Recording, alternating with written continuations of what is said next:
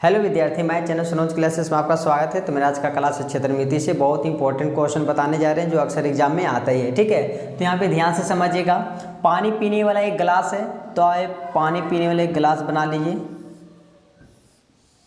ठीक है, पानी पीने वाले गिलास कुछ इस प्रकार दिखता है। ठीक है, पानी पीने वाला एक गिलास 14 सेंटीमीटर ऊंचाई है। इसका जो हाइट यहाँ से लेके यहाँ तक जो हाइट दिया हुआ है वो एच का मान है 14 सेंटीमीटर है। ऊंचाई वाले एक शंकु के छिन्नक के आकार का है।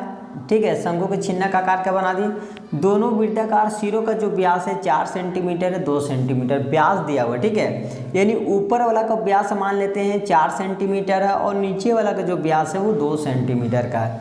यानी आप इसको मान लेते हैं कि D1 जो मान है 4 सेंटीमीटर होगा और ये D2 को मान लेते हैं हम ये 2 सेंटीमीटर होगा। ठीक है, तो आप R1 का मान कितना हो गया, जो त्रिज्या जो होगा व्यास का आधा होगा, इसीलिए इसको आधा कर दिए 2 सेंटीमीटर। ठीक है, तो बाद यहाँ पे हो जाएगा R2। ठीक है, यहाँ पे D1 R1 D2 R2, तो यहाँ पे हो जाएगा 1 सेंटीमीटर।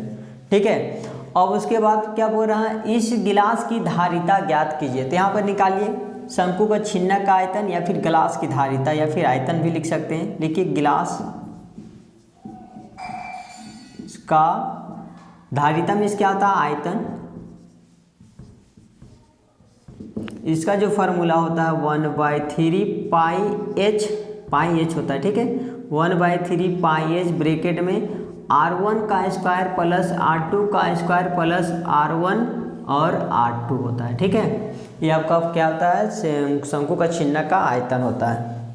तो यहाँ पे देखिए इक्वल टू के समान यहाँ से देख सकते हैं आप 1/3 और पाई का मान ले लिया 22/7 और एच का मान यहाँ पे देखिए देख सकते हैं कि एच का मान कितना है 14 है, तो यहाँ रखिए 14।